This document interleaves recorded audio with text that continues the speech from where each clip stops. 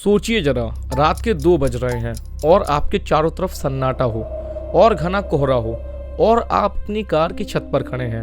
वो कार जो पानी में डूबती जा रही है और आपको तैरना तक नहीं आता हो और पानी बर्फ से भी ठंडा हो और कई मीटर दूर खड़े होकर आपके पिता लोगों से बचाने के लिए मदद की गुहार लगा रहे हों और वहां खड़े होकर लोग और प्रशासन बस बहाने बनाए जा रहे हों। ये कोई डरावनी फिल्म का सीन नहीं है, ये हकीकत है 17 जनवरी 2026 को हुई उस घटना की जिसने नोएडा के स्मार्ट सिटी होने के दावे को 70 फीट के गहरे गड्ढे में दफन कर दिया। ये कहानी है 27 साल के युवराज मेहता की, जिनकी कार रात में सड़क किनारे बने एक पानी से भरे गड्ढे में गिर जाती है और वहां पुलिस, एनडीआरएफ, एसडीआरएफ सब मौके पर मौजूद थे, लेकिन लोगों ने पानी का ठंडा होना और संसाधन की कमी होने के बहाने बताए और देखते ही देखते उसकी कार पानी में डूब गई और युवराज उसी पानी में कहीं गुम हो जाता है। ये कोई एक्सीडेंट नहीं, ये एक मर्डर है नोएडा के युवराज मेहता का, जिसे कोहरे ने नहीं बल्कि हमारे सिस्टम की लापरवाही ने और एक बिल्डर के लालच ने मार डाला। आज की वीडियो सिर्फ एक खबर नहीं है, एक पिता का दर्द है और इस चमकते शहर का वो काला सच है जिसे जानना आपके लिए बहुत जरूरी है, क्योंकि आज युवराज था, कल कोई और भी हो सकता है। मेरा नाम है प्रशांत और आज हम बात करेंगे युवराज मेहता केस के बारे में।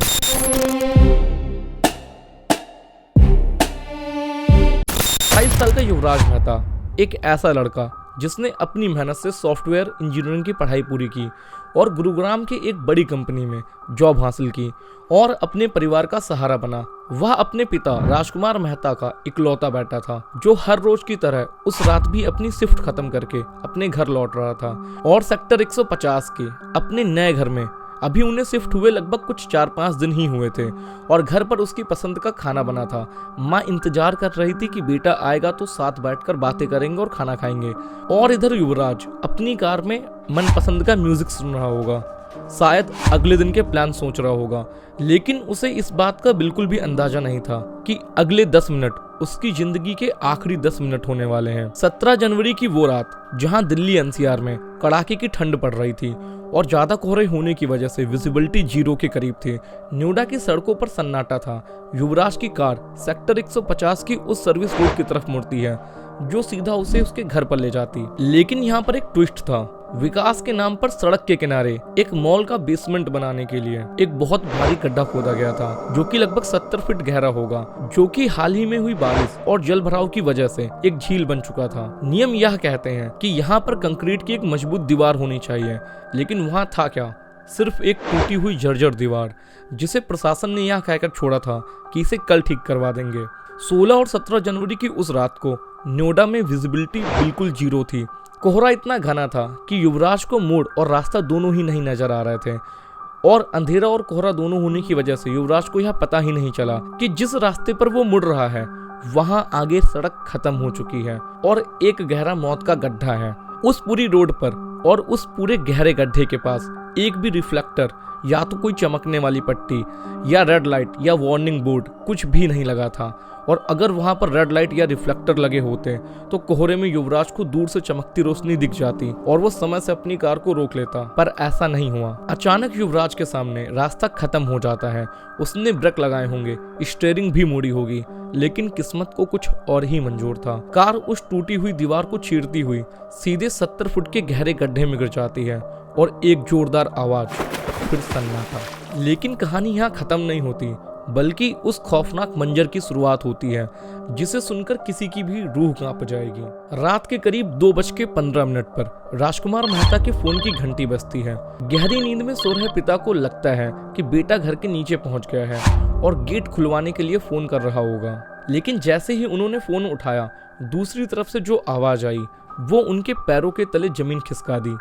कांपती हुई आवाज में युवराज कहता है, पापा मेरा एक्सीडेंट हो गया है, मेरी कार एक बहुत बड़े गड्ढे में गिर गई है और इसमें पानी भरा है, मैं मरना नहीं चाहता हूँ, मुझे बचा लो। सोचिए एक पिता के लिए इससे बड़ा नर्क क्या होगा कि उनका जवान बेटा अपनी जिंदगी की भीख मांग रहा है। पिता नंगे पांव अपनी कार की तरफ भागते हैं। यहाँ पर युवराज हार नहीं मानता है और वह किसी तरह से कार की छत पे चढ़ जाता है और अपने पिता को अपनी लोकेशन भेजता है और उनके पिता कोहरे की दीवार को चीरते हुए लगभग सेक्टर 150 के पास सुनसान कोने में पहुंचते हैं। वहां उन्हें कुछ पुलिस वाले और गार्ड्स खड़े मिलते हैं और वो उनसे चिल्लाते हैं कि मेरा बेटा कहाँ है, मेरा बेटा कहाँ है। तभी अंधेरे और पानी के बीच से एक रोशनी दिखाई देती है, जहां युवराज अपनी कार की छत पर खड़े होकर अपने मोबाइल की टॉर्च जलाकर खड़ा था। वो चिल्ला रहा था, पापा मैं यहाँ हूँ, मुझे पानी से निकालो, पानी बहुत ठंडा है। और यहाँ कार धीमे धीमे कीचड़ और पानी में धंसती जा रही थी। युवराज जो सिर्फ 27 साल का था, उसकी पूरी जिंदगी उसके सामने थी और वो उस बर्फीले पानी के बीच अपनी मौत को धीरे धीरे करीब आते देख रहा था।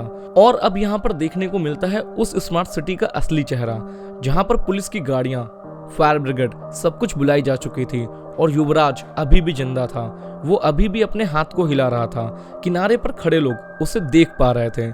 लेकिन क्या आप यकीन करेंगे कि दुनिया भर के आपदा प्रबंधन की बात करने वाले प्रशासन के पास उस वक्त एक लंबी रस्सी तक नहीं थी। पुलिस वाले आपस में बहस कर रहे थे कि ये इलाका किसका है, यह इलाका किसके क्षेत्र में आता है। फायर ब्रिगेड कह रहा था कि पानी बहुत गहरा है, हमारे पास गोताखोर नहीं है। और ऐसे ही कई बहाने बनाकर देरी कर रहे थे। लेकिन वहाँ एक डिलीवरी बॉय खड़ा था जिसका नाम मोनिंदर बताया जाता है। उसने मानवता की वो मिसाल दी जो खाकी वर्दी वाले नहीं दे सके। उसने पुलिस से कहा कि मुझे रस्सी दो, मैं तैरना जानता हूँ, मैं उसे ले आऊंगा।